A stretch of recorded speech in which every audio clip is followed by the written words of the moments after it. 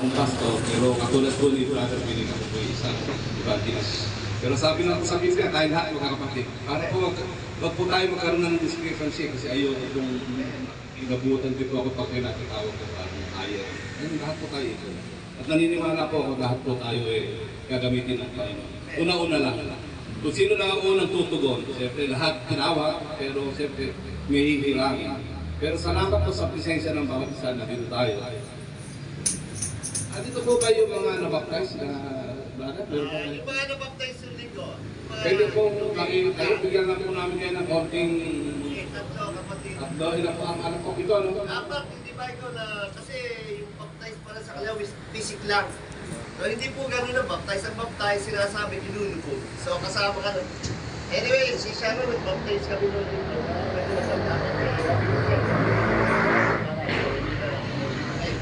Kasi na, dito, apat. Pari apat po kayo na-baptize ng last Friday po. Amen, praise God. Naintindihan niyo naman po siguro yung baptism, no? Ang baptism po, yan isa po, yan po, yan, yung hindi po nabidyo ang Diyos, matibay po yan. Papakilala kayo, pinakilala niyo na sa buong mundo o sa buong nakakita sa Diyos. Public declaration po yan na talagang kayo tumatanggap na sa Panginoon. Diba? Kayo tumatanggap na hindi niyo na po dapat yung ating pong, katulad po naman po sa ano po, diyan po sa yung baptism po, yung para pag-isa po natin sa Panginoon niya. Diba? Nasabi mo sa 2 Corinthians 5:17, ang lahat na nakipag-isa kay Kristo, isa ng bagong nilalang. Yung luma natin pagkatao, may iwan natin habang darating kay Bago. Ready po tayo? After the proseso po na yan, nakarinig siyempre bago po kayo mapapaprise, alam po na aralan naman kayo ni Brother Winning. Sapagkat kung hindi naman po kayo nakarinig, paano kayo tatanggap? Sabi ko sa Romans 10:14 yun, di ba? Paano silang mag-isimpaka tayo sa akin kung hindi ko naman narinig at tungkol sa akin? Paano sila makakapinig kung hindi naman sila pangaralan? At sabi niya, paano naman sila magpapangaralan kung hindi? So, naniniwala po kami sa 10:17 po ng same books sa 10:17 po, faith comes by hearing. Di ba kaya po kayo nananampalataya at tumanggap sa ating Panginoon dahil po nakarinig kayo. Amen po ba? Saturado po yan, pag-ingatan nyo. Ang second process po, ngayon po yung natanggap nyo na yung baptism, kinikilala po ng Diyos yan, yan po na itong sanctification. Justification rather. Justification, yung kahit tayo makasalanan, ginagay sa Hebrew 10:17, kakalimutan na lahat yun. Parang na-renew na kayo, reset, emotion na reset, zero kayo ngayon, zero. Wala na, hindi na namin ang Panginoon yung ating kasalanan. Bagamat tayo lahat naman ay galing sa kasalanan. So ngayon po, ngayon isa na kami bagong nilalang, zero na po. Bilangin na lang po lang yun. Ngayon, susubaybayan kayo ng Diyos at sabi po sa ang susunod po proseso ito, yung pagpapakapanal, sanctification. Ano po ba sanctification, pagpapakapanal? Biblically. Sa Biblia po, sabi sa John 7:17, ang salita mo ay katotohanan. Ang salita ng papapanal. Yung salita po ng Diyos, binanal kayo sa katotohanan. Ang salita mo ay katotohanan. So, ang ibig sabihin po, after po natin na justify sa kawalan ng visa, kailangan po tayo magpapatuloy. Bakit po tayo magpapatuloy? Ang Diyos po ay naghahanap po sila ng proof. Tandaan po natin, bilang siyang mananampalataya, hindi po tayo nananatili para istas na. O still water. Kapag tayo naging istas na po tayo, ang impression nga rin po, ang impression po niyan, kung kayo nagpapahit, tumigil kayo, mag-ipon-ready ka. At ganun din po sa tubig, pagka wala pong pagkatunan na hanap ng Brother Billy, ang hanapin na nga ito yung running water. Talagang gano'n kasi sariwa. Hindi pinamamahaya natin yung mga kitikiti. So, ganun po ang buhay Kristiyano. Para po tayo, hindi po tayo pamahaya ng mga kitikiti o mga insekto. Kailangan po tayo tumakot. Amen po ba? Ngayon, sabi na kayo, tatlo. So, I pray ko na po kayo ng kahit maliit na prayer na po. Sige po, pag-pray natin siya, kapatid. Sige po, tayo po. Pag-pray po natin ang ating tatlong kanluan na to, at kahapon ay natatanggap po ng Lord. Okay, Father God, maraming salamat po sa tatlong kanluan na to na kahapon po ay tumanggap sa inyo, Panginoon. Naniniwala po kami, Panginoon, sa pagtanggap niya sa inyo kay buong puso ko, sa pamamagitan po ng paglalabas, paghahayag po ng sa kanang labi at sa pagtanggap po sa kanang puso. Kaya Panginoon, dumadalangin po kami ng proteksyonan niyo po sila. Ngayon po nahayag na po maging sa kaaway na siya po'y pabilang sa nakarian mo. Naniniwala po kami sa mga temptation po. Sila po ang pupuntahin at siya po tatawagin ko ng kalaban. Kaya pagtibayin niyo po sila, alalayan niyo po at gabayan. Bigay niyo po lagi ang proteksyon. Salamat po Panginoon na magpatuloy sa gawain para makita po nila kung saan niyo siya gagamitin. Sapagkat naniniwala kami Panginoon na kayo lahat po ng inyong dedika ay may purpose po rin. Hindi po aksidente, lahat po sila gagamitin nyo para sa iyo, upusan para sa iyong kanulatan. Ang lahat na ito ay sinasamo namin tinatulangin sa tangi pangalan na iyon ako si Jesus na ang Panginoon kapagligtas. Amen. Sige po, palakpakan po natin na. Congratulations. Welcome to the new world. Anyway, ito po sila pastor. Now, yung tatlo nakadeploy. Diba, ako po talaga medyo, ako po yung lumanggan medyo lumana ako talaga sa gawain ko bago lang po ako sa inyo. Balik po, nag-pray po ako talaga, hindi ko alam kung ano kakakit sa inyo. Una, hindi ko naman kayo pakilala, hindi ko ano kung gaano na kayo kagad dito. Kasi po, hindi ko teaching, meron po kami pang-baby, Christian, meron po pang-mature. So, nalalangin po ako kay God kung ano ang topic na gagamitin ko. Po, tama naman po sa binigay sa akin sapagkat alay po sa mga panimula ni Brother Bill. Pero bago po tayo pumunta sa paksa, swerte lang po, brief lang, konti lang po. Ngayon po, ika nga, tawag sa atin sa ginagis namin tayo, Quaresma, Holy Week. At ngayong araw na to, kanina madaling araw, kasi yung aming may-ari ng apartment sarado, Katoliko, na mayroon kaya sa lubong. Di ba alam natin natin sa lubong, no? Yung pagtatakbo yata na ating Panginoon sa kanong ginaganap po yung ritual ako yung ritual. Parang traditional. Pero kung ano man po yung araw, kung kailan man po, araw wala pong nagsasabi, wala pong tiyak na date. Pero sigurado po meron. At kagandahan po niyan, meron, kasi po kung walang muling pagkabuhay, bali wala rin po yung kapanganakan. Kung nasa-celebrate po tayo ng Christmas, isinilang ang Panginoon. Pagkapos di naman siya namatay naman siya. Tapos hindi siya nabuhay, bali wala na ang ating pananampalataya. Amen po ba? Kaya po pinagdiriwan po, yun po ang kabuuan ng tinatawag na Ebanghelyo. Ang Ebanghelyo po ang ibig sabihin, pagsilang, pagkamatay, at muling pagkabuhay. Sapagkat nakalagay po sa Romans chapter 6 verse 23, kung ang kaligtasan po natin ang tubos sa kasalanan natin yung kamatayan po ni Kristo. Di ba? Ang kabayaran po ng ating kasalanan ay ang kamatayan. So, ibig sabihin po, para ma-paid off natin ang bayaran ng kasalanan, kailangan yung mamatay. It's either na ako o ikaw.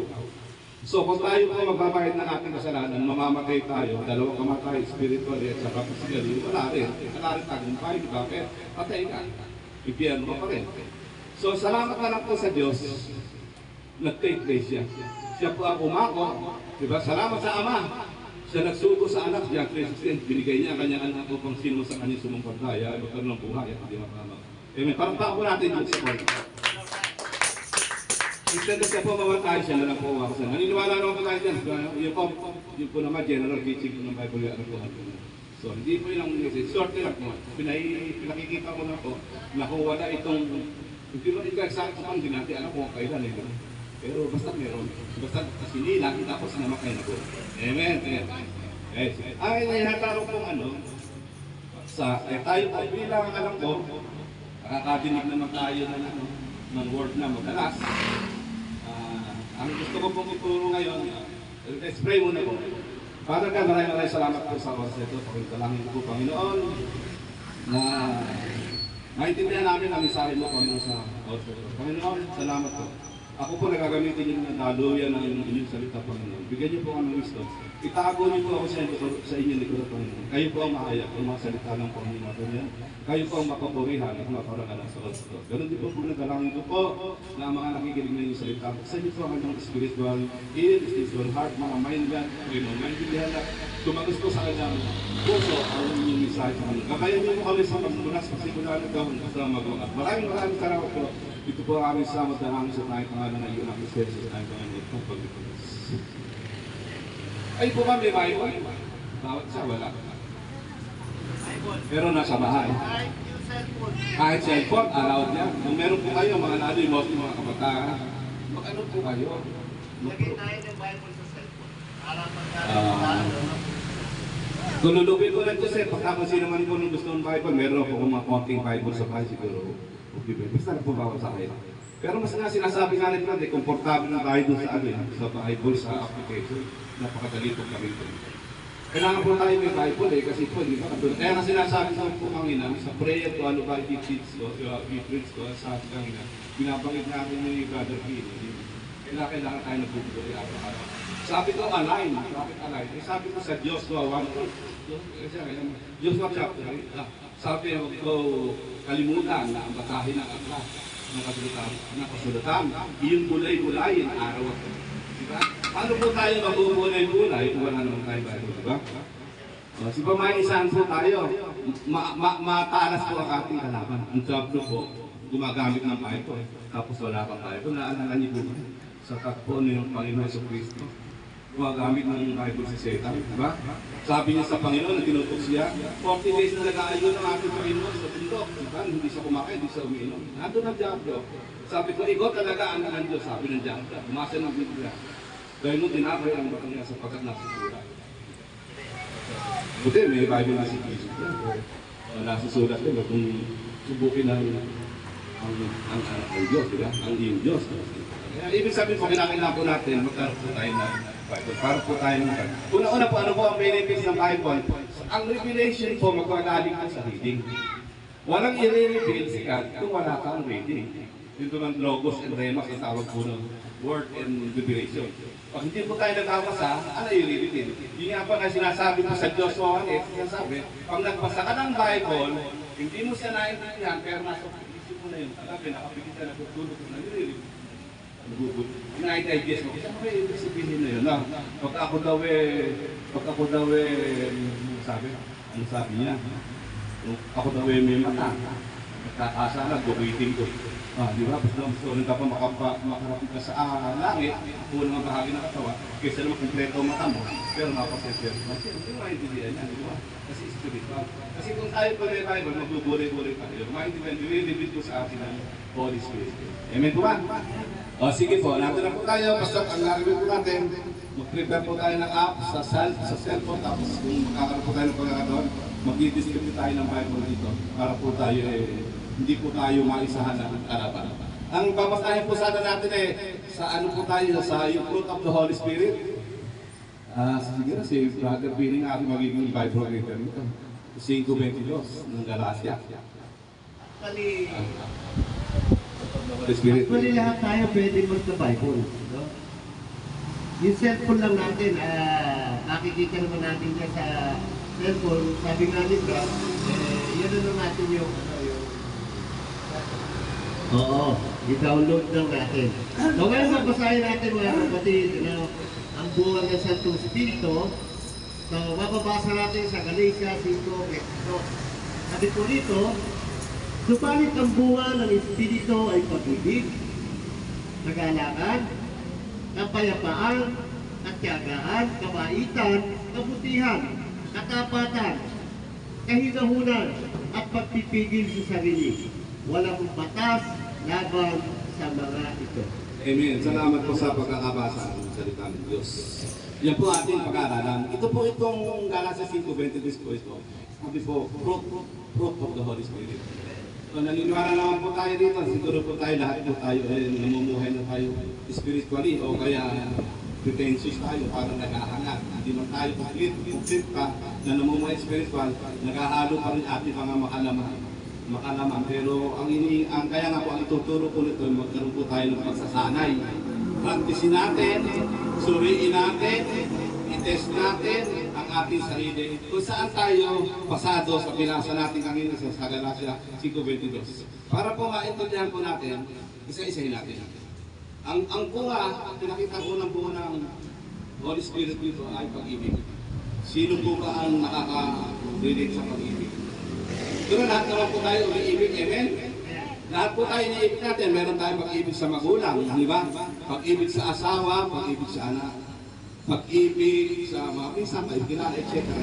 Pero ito po pag-ibig na to, ang tinuturo po sa atin, ang tunay na pag-ibig. Ano ba ang turo ng Panginoon sa pag-ibig? Ano ba ang tunay na turo? May nagtanong kasi, Nagtanong ko sa kanyang alagad, alin ba ang pinakadakilang utos? Di ba? Sinabi ang pinakadakilang utos na ibigin mo ang Diyos na higit sa lahat ng puso na sa pag-iisip. Therefore, ibigin mo ang iyong kapwa gaya ng pag-ibig mo sa iyong sarili. Ano po common denominator? Ang common denominator ng dalawang pag-ibig ng ano na yung salita niya, di ba pag-ibig? Kaya nga po sinamarize na po yan ni Paul sa 13:10 ng Romans. Ang katuparan ng kautosan ay pag-ibig. Sa pag-ibig lang po, natutupad na lahat ang kautosan. Hindi niyo na po kailangan pag-aralan ng verse to verse na from Genesis to Revelation para tayo makakayo rito, makapagpahaya. Basta meron tayong pag-ibig na nire-require po ng fruit of the Holy Spirit. Sapagkat sabi sa ibang sali nga po, ang kabuuan ng kautosan ay ang pag-ibig. Pero alin po pag-ibig na to? I-test natin ang ating sarili. Aminin natin, sukatin natin. Kaya niyo bang umibig na pinag-uutos ng Diyos? Ano po ba ang pag-ibig na iniutos ng Diyos?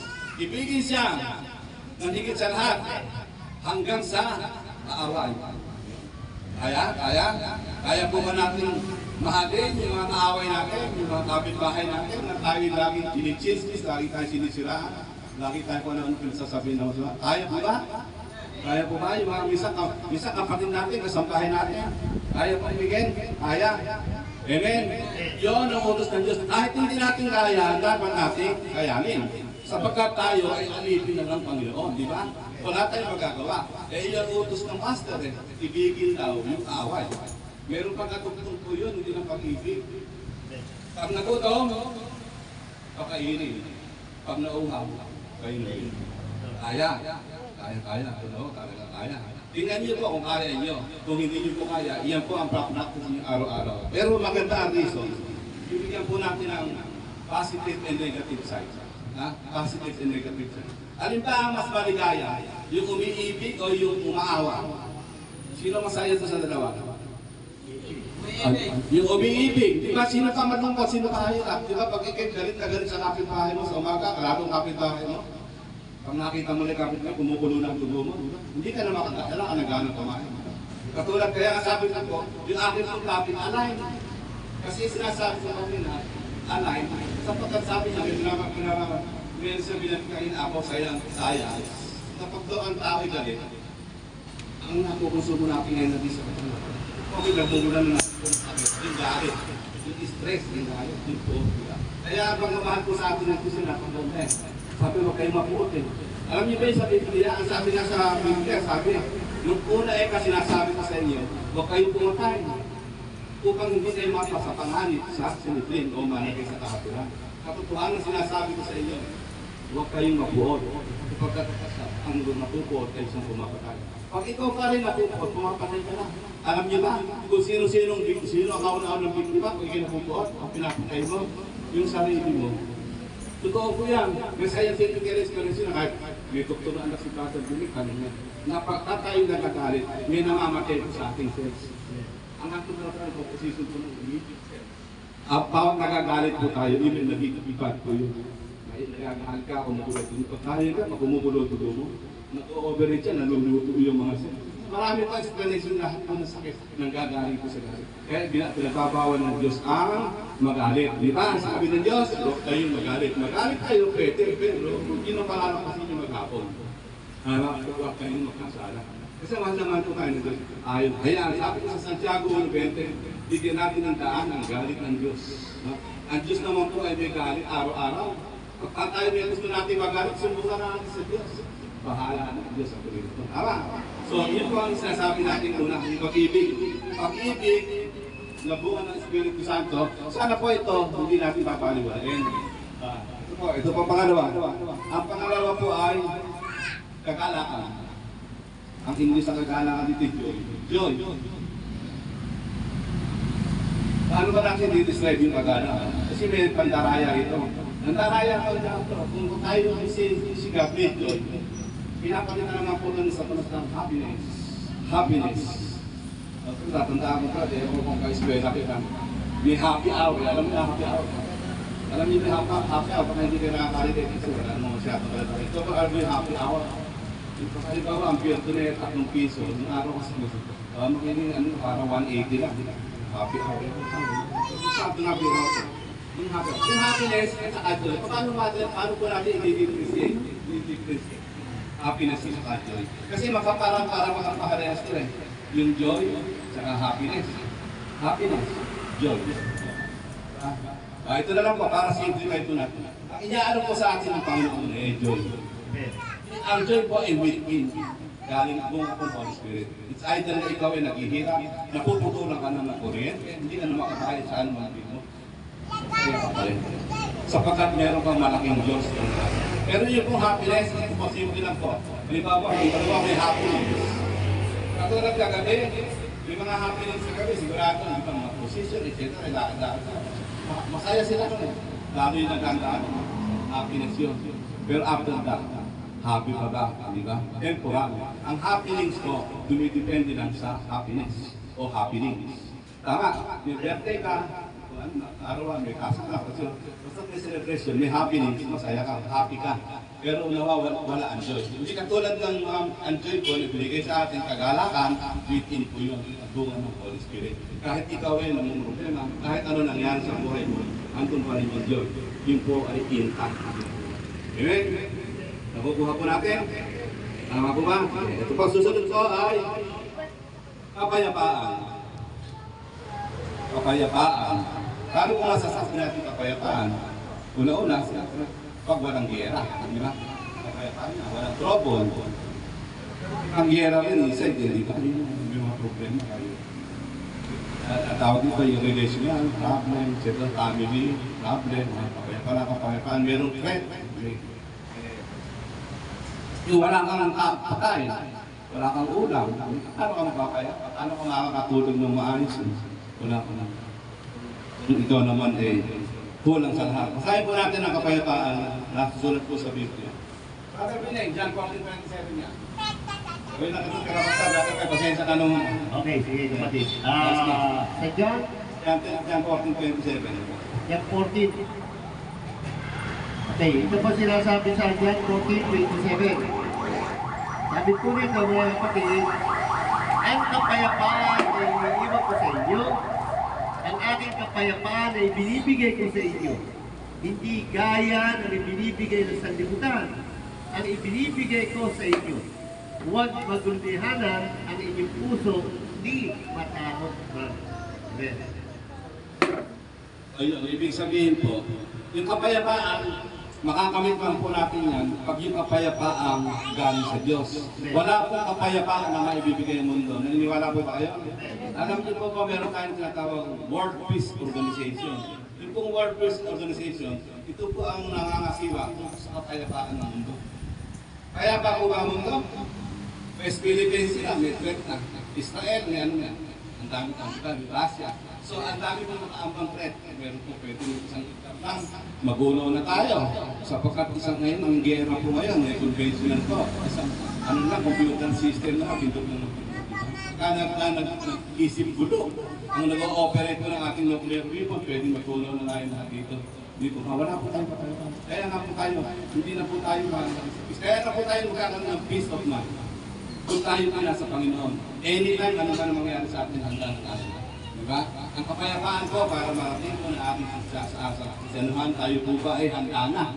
Ang tanong dyan, kung tayo ba'y mamamatay bukas, umaming gabi, tayo ba'y handa na? Amen? Handa na po ba tayo? Kasi, di ba? Yan, hindi na po kinakailangan magkaroon tayo ng kapayapaan. Hindi po sa mga bagay na sa lipunan. Kaya ang sabi po ng Diyos, ang binibigay ko, yung kapayapaan. Ito ang sinasabi pa sa John 16:33. Ang mga bagay na ito sinasalita ko sa inyo upang kayo magkaroon sa akin ng kapayapaan. Sa sanglibutan ay mayroon kayong kapigatian. Ngunit laksan niyo ang inyong loob, aking tinaig na ang sanglibutan. Amen. Ang ganda po na salita ng Diyos, pero nyo, in-update na tayo. Kung alam lang po natin na may darating na bagyo, mapapahawa ko ba tayo? Maghahanda tayo, hindi ba? Babaguya ka sa Balibag, hindi pa ka ng Pampanga. Ito sinabi na pinagtao na ng Diyos eh. Dito sa mundo, ang sabi doon, ang mga bagay na sinasalita ko upang kayo magkaroon sa akin ng kapayapaan. So saan na dito tayo meron mo yung kapagdaan? O kayo po ba, kung alam niyo na may kapighatian, nagsusurpresa pa ba kayo? Katulad na alay na naman, sinabi na naman ng Brother Payne, tayo sa sanlibutan, lalo na po sa Kristiyano ko, wala pa tayo dito ng panatagan. Wala tayong Christ sa ating buhay. Wala po tayo lagi. Darating po ang pigati. Ano yung pigati sa ibang sabi? Kalungkutan yan, ano? Kasi nga kalungkot ng panininigin. Mga yun, lahat ng problema pag sinabi kapigati yan. Yung pinapagsasabi ko, yung kapigati ng pananawa. Inuusip ka. Ngayon nga, hindi na tayo inuusip. Wala naman tayong trend ngayon sa ating buhay. Yung araw ko, ang pangangarap ko sa salita ng Diyos eh, pagkago. Hindi ka, may mga bansa pa pong na gano'n. Hindi pa po talaga sila pwede makapagpahayag ng lantaran. Talagang inuusip ko sa Vitas Diyos na nagatago. So, ibig sabihin, alam naman natin yung may kapagganitan. Bakit tayo nabibigati? Bakit tayo nabibigati? Kaya nga, huwag kayong mabalita, sabi nga niya. Meron naman kayong kapayapaan sa akin. Basta ang most especially po, tayo lahat po ay secure. Di ba? Dahil tayo ngayon, Diyos, alam po natin na kung ano man ang mangyari, gawin ng mundo, tayo po ay panata. Una na secure po natin ang ating salvation. Di ba? Amen? Ayun po. Ang susunod, ano ba susunod? Papahinuhod. Pagpapahinuhod, ano sa English? Siyagaan. Long suffering. Ayun, long suffering. Para pagtitiis. Long suffering, yung makapagtitiis ka. Pagtitiis, okay. Ayan, panahon na kapaya, pagtsitsaga. Ayan. Pag-ibig kapaya, pagtsitsaga. Basic, yung pagtsitsaga. Pagtsitsaga po. Ano suffering? Pagtsitsaga siyempre. Habang umaasa ka, pinangakuan, tayo na lahat ay dadaling na ama sa John 14:2. Sabi ko sa John 14:2. Pasa na John 14:2. ipangako siya sa atin eh. Okay. Ito po sinasabi mga kapatid sa John 14:2. No? Pangako sa atin to. Sabi, sa bahay ng aking ama, sabi niya, ay maraming sili. Kung hindi ito totoo, sasabihin ko ba sa inyo, pupunta ko roon upang ipaghanda ko kayo ng inyong matitirhan. Amen. Naniniwala po tayo. Sino po, ang sabi ko sa Bible, huwag tayo titiwala sa pangako ng tao. Sapagkat ang pangako ng tao, hindi po totoo yan. Ang sinasabi po ng tao, ano pa naman iba kayo, lalo sa politiko. Pinangakuan na kayo, gusto niyo pang tuparin. Amen. Eh dito sa Diyos, ang Diyos po yung nangako, sigurado, tutuparin. Meron pang pangakong hindi nangyari ang Diyos. Lahat po ang pinangako ng Diyos, tutuparin. Pero in God's time. Kaya sabi nito, patience. Sigurado yan. Pag sinabi magkakaroon ng buhay naman, magkakaroon ka na. Huwag kayo magkulang. Nag-i-inject sa atin ang kalaban. Hindi mo ito ito. Pagkakadayin kang ipinangako, wala naman isang patay na tubalik na sinabi sila kang sa bahay. Di ba? Pero totoo po. Wala pong pangako na hindi matutupad. So, po ang patience, magpakatakat tayo, maghawakan tayo sa pangako ng Diyos. Sapagkat pag ang Diyos ang nangako, sigurado, tutuparin. Amen? Okay. Susunod po natin ay kagandahan loob. Ito yata yung kindness. Paitan, kagandahan loob, etc. Kagandahan loob. Sir, marami tayo ng kagandahan loob. Nagkakayon din sa talas eh. Pero po, lahat po kasi nagkakayon din sa talas. Ito po lahat nakuha ng Holy Spirit po. Lahat po ito may counterfeit. Kaya nai-offer po ng God yan, Holy Spirit dito. Pero din siya laging nakakat. Kung pero mo lang yung cellphone na iPhone na. Hindi ko ba? Ay, kabutihan, kagandahan doon. Ito po, kagandahan doon ang sinasabi ko. Kabutihan. Kabutihan po kasi minsan nakapagkatago rin po. Minsan akala mo kay buti-buti ng tao. Hindi kayo siya ng bigat.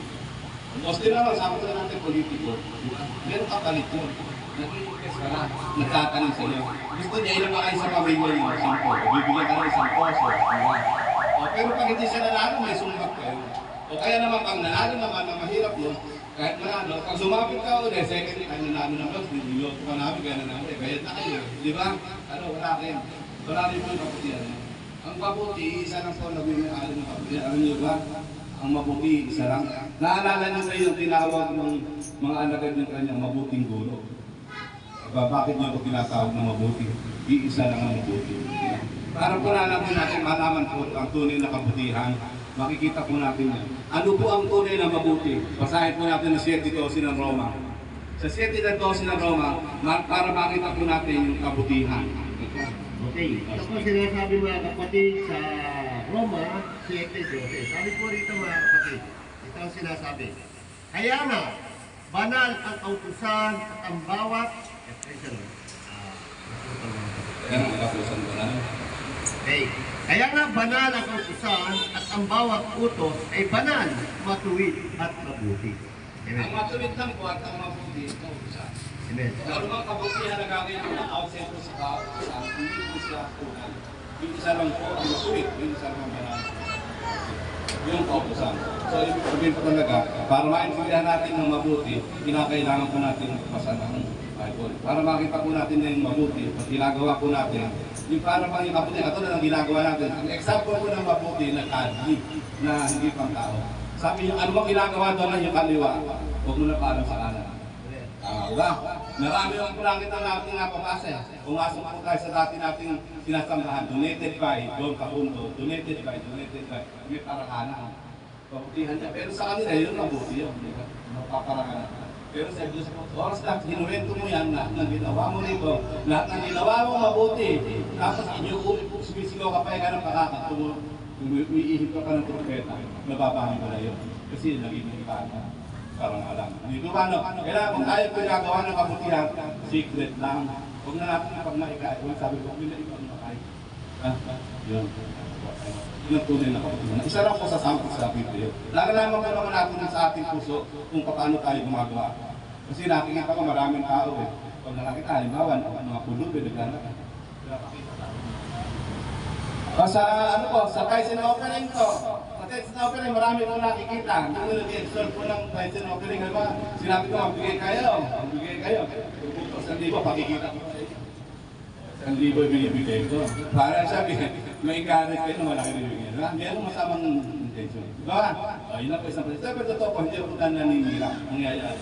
Yun po ang tinatawag na kaya nga po sa ulo 19 ng verse ko rin dyan, iwawalat po ang kaputihan, kabaitan ng mga kapatid.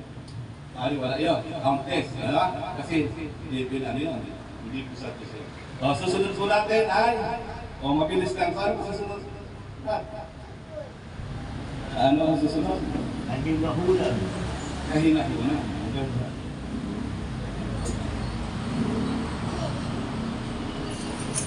Pagpapainuhod ka rin. Kagandahan, no? Hindi ba yun? Asan ba tayo? Kagandahan, no? Kabutihan. Kabutihan. Okay. Tapatan. Wala po.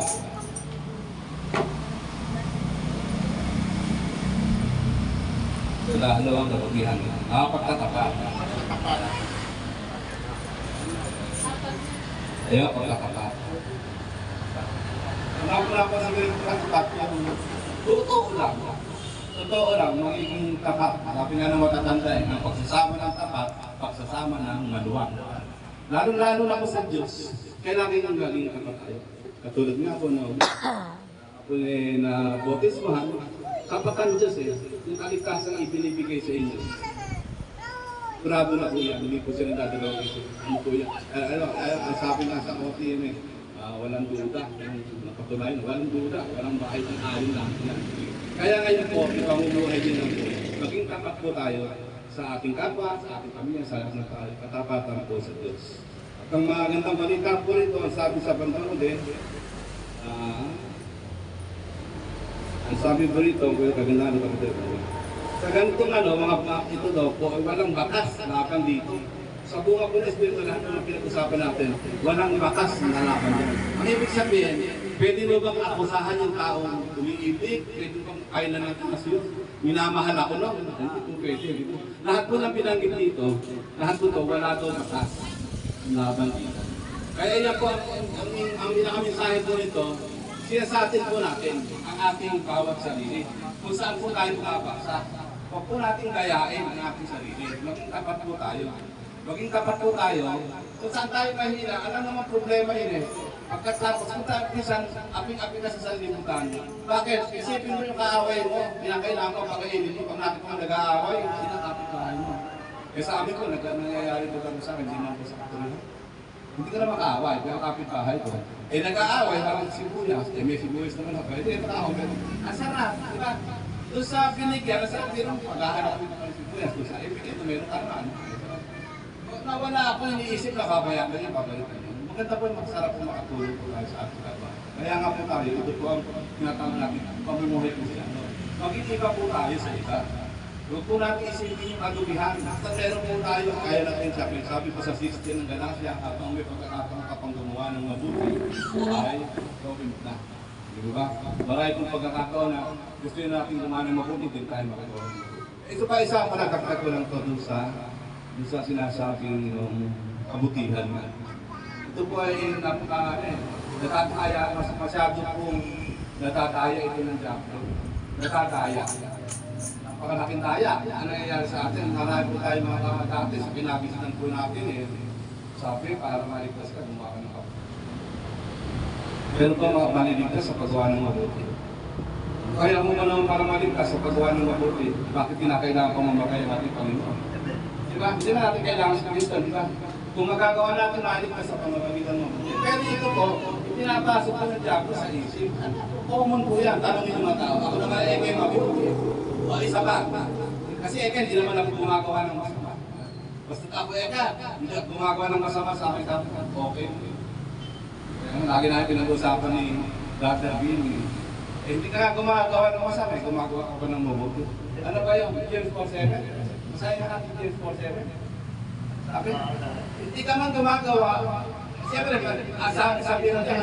Santiago po yun. Okay, sabi po dito sa Santiago 4:17. 4:17 natin. Sabi dito, ang nakakaalam na dapat niyang gawin ang mabuti, ngunit hindi iyon ginagawa ay nagkakasala. Sabi na, sa nakakaalam na mabuti at hindi niya ginagawa, kasalanan. Eh, sana ka na rin, sama mabuti mo kasalanan. Hindi ka doon sa impyerno, hindi ka. Pero kaya nga, minsan sabi kasi, huwag kang gumawa ng... Pero yung gumawa ng masama, kasalanan din. Salamsam sa kautusan, kasalanan. Hindi mo na ikaw gumagawa ng masama. Kaso nga, hindi ka rin gumagawa ng mabuti. Kasalanan pa rin. Kailangan kung hindi naman gumagawa ng kasalanan, dapat gumagawa ko naman ng mabuti. Amen mo ba? O, baka yung pa nakakalimutan natin ang taglay pa natin sa ating kinakis na reliyon. Tandaan po natin. Samantalahin po natin yung paggawa ng mabuti. 16 nga nag-alasa yan. Okay? Samantalahin natin habang tayo may pagkakataon pa makagawa ng mabuti. Gawin na natin. Wala na tayo magagawa ng mabuti. Lalo na pag katulad ko ito, minsan. Ating may masamang araw ko Ako gusto ko kaligayahan ako ito na makakakwentuhan tayo, makakapagpahagi ako. Kasi naniniwala naman ako na itong binigay sa akin kapahayagan na sa karunungan. Kaya po binigay sa akin para po siya. Hindi naman po ito para pong binigyan. Kaya ito na lang po ang buong tutunin ko dito sa ang paglingkod. Sister Joby, si Duping, taga nakakilala niya, way back mga 35 years na. Kilala niya po yung aking buhay. Buhay kadiliman. Alam niya yung buhay. Kasama po kami kapag ko rin yung asawa niya. Tropa kami sa tropa niya. Kaya po ako, napapasalamat ako sa Diyos sa pagkakataon ko ngayon sapagkat binigyan ng pagkakataon ng Diyos na makapagpahayag sa inyo at magamit na magpagsiyan ng walugan. Ang tawag sinasabi ko po, hindi po akin at hindi ko pinakaganda ako yung magawa natin. Ito po sinabi natin, pinag-usapan na ito, purely for the Lord po. Wala pong lapis. Wala po lapis. Yan po ang ating mensahe sa ano ito. Sana po ay tumimo sa bawat isa sa puso natin. At maikaganda natin po at ma-share natin, maibagi natin. Tandaan po natin ang pinakamaging ano natin po, burahin natin sa isip natin yung salitang, hindi naman ako gumagawa ng masama. Kaya ako'y mapitulan. Hindi totoo yun. Kahit hindi ka gumagawa ng masama, o hindi ka rin gumagawa ng mabuti, kasalanan ka rin. Amen. Pwede ba akong bago mag-end? Kakanta muna ako sa'yo. Hindi ba ka nakanta para sa for the glory of God po? Sige, para isasay sa iyo na rin po ang aking buhay sa pumagin ng kanta.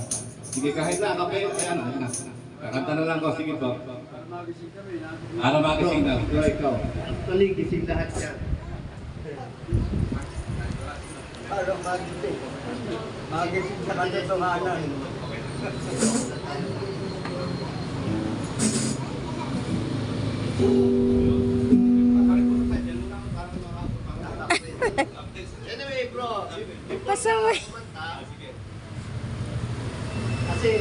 kapatid, yung sinabi ng ating Diyos, fruit of the same spirit, alam nyo, Satan is the great imitator.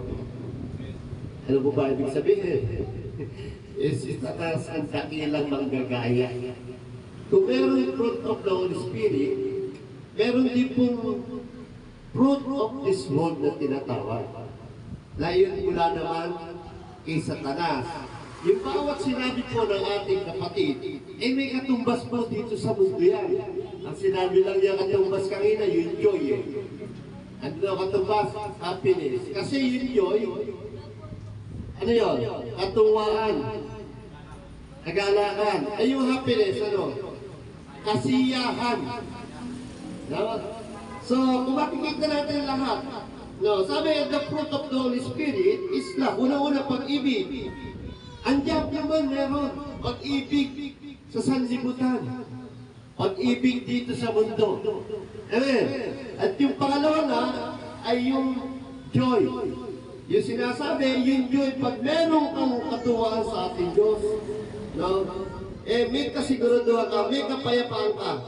Pero yung hinahanap kasi, yung alok ng joy dito sa mundo, yung happiness, ang dulot nito, kapahamakan, dulot nito, kasawian. No, sabi nga sa gitna ng katuwaan, dadating ang kapahamakan. Sabi po ng kawikaan yan.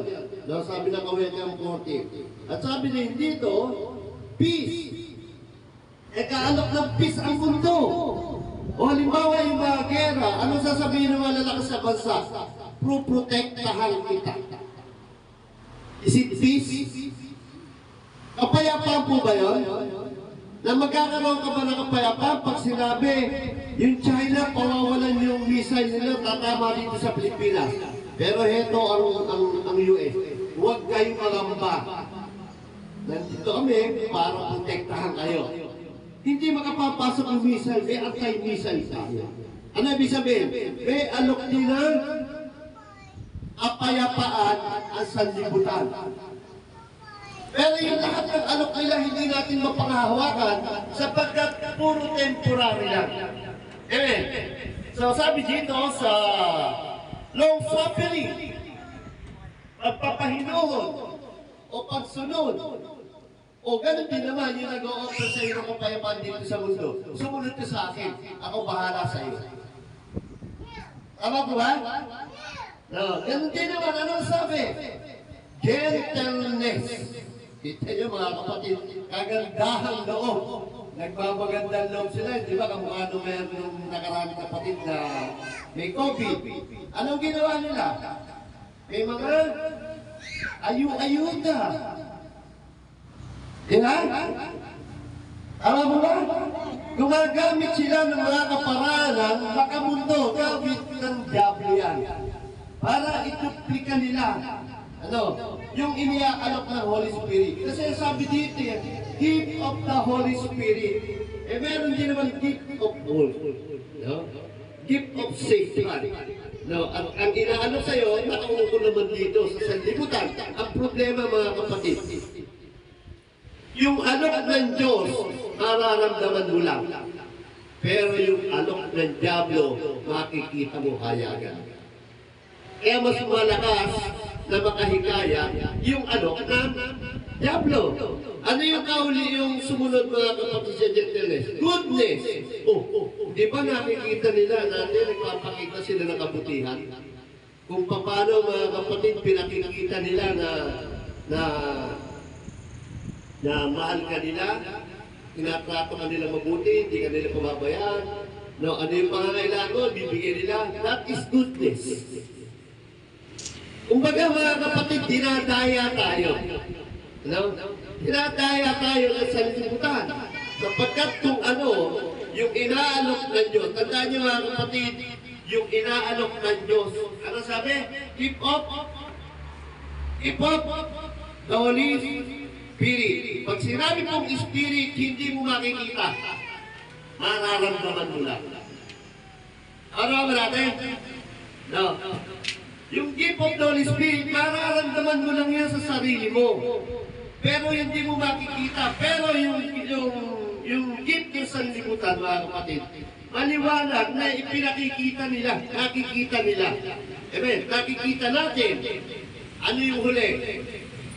Faith. Ano yung faith? Maniwala ka lang sa kanila. Ako bahala sa iyo. Eh, hindi na sinabi ng Diyos. Magkaroon ka ng paniniwala sa akin. Tama po ba? Kaya kung ano yung ano ng ating Diyos, yun din naman ang alok ng Diablo. Kaya tayo, ano sabi? Maging matalino kayo. No? Maging laging tama yung sinasabi ni Kapitid kanina. Kaya na tayo, bilang tayo, ay nandito kayo para sumunod sa ating Diyos. Ano yung exhortation natin kanina? Ano sabi ng ating Diyos? No? Ito ang tandaan mo, Israel. No? Lagi mo isa-isip yung kanya po isa para huwag kang mawalay sa kanya. So, pakinggan natin. So, sige, aalay tayo ng kanta sa ating Panginoon. May natin ka.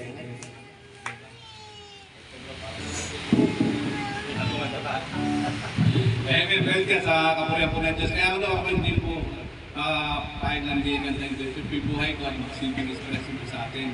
Kung bago po ako napunta sa kalagayan na to, sana po ay magsilbing inspirasyon po sa atin to. Ito po ay bali motivate person ko. Credit po kay Pastor Romy Valle. Ito po isang manganganta dati sa Olonga po, wala ng boses, ang testimony niya. Sanlibutan Nang tapos, nakakilala na isang pastor, nung nawalan siya boses, nawalan siya ng hanap po nag-uwi. Pinangako siya sa Diyos na kakanta siya for the glory of God. Kaya ito yung posisyon na ito ay para sa kanya. Pero related po sa akin, medyo nakaalim po sa akin kasi tayo, medyo binago na kami ng konti. Sana po ito yung magsilbi inspirasyon din para sa atin na tayo po ay mabuhayan sa ating mga kalagayan, ito ang ating kalagayan at ito bibigay ng sigla sa atin. Ito po ay dating tamay. Kasi po kami dating tamay.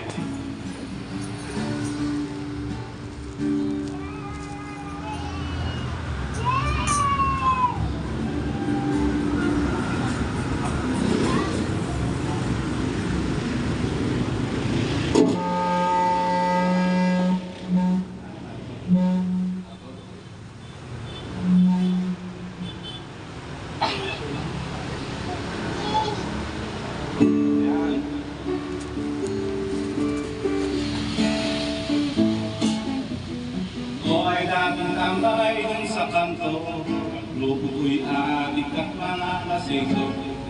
Walang ginagawa sa buong maghapon, kundi ang lumaglak at uminom.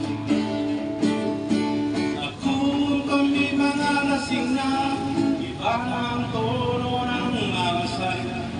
Walang bagay-bagay ng kapal, nabubuwi sa pasagulo. Ako'y magang naulila, kaya namuhay akong mag-isa. Ang buhay ko noon ay walang direksyon, patungo sa malalim na balon. Salamat sa Diyos, ako'y naho, mula sa tuluyang pagkatago. Ang aking mag-isnaan ang bukang liwayway, may bagong pag-asang taglay. Agawang nalulog sa ganitong sitwasyon, ngayon ko nang nalaman na aking nasayang ang panahon. Iba't ibang sakit ang nararamdaman ng aking buong katawan, at ito'y sanhi ng mga kasalanan. Hindi pa nga huli kung magsisisi, nais mong baguhin ang iyong sarili. May nagtimpala sa likod ng luha, kung tao sa pusong magpapakumbaba. Nais mo kung tuluyang lumaya sa mga bisyo nakakasira. Kailangan tanggapin mo si Kristo na siyang magpapalaya sa'yo. Nakaroon ng kaganapan at magandang kinabukasan.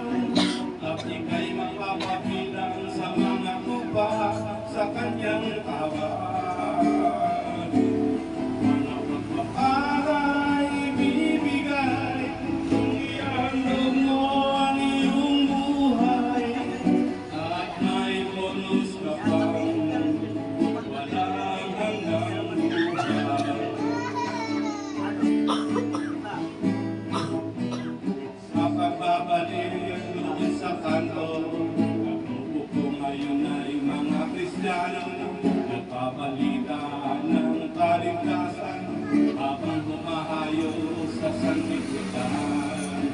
O kay sarap ng pakiramdam mula nang si Kristo'y makaglingkuran. Sana ay nahamon ka kaibigan sa aking kasaysayan. Magkaroon ng kaganapan at magandang kinabukasan at ika'y mapapabilan sa mga kuba sa kanyang kawan. Mga pagpaparay ibibigay kung iano mo ang iyong buhay at may bonus ka pang walang hanggang buhay. Walang hanggang buhay. Amen. Praise God. Praise God.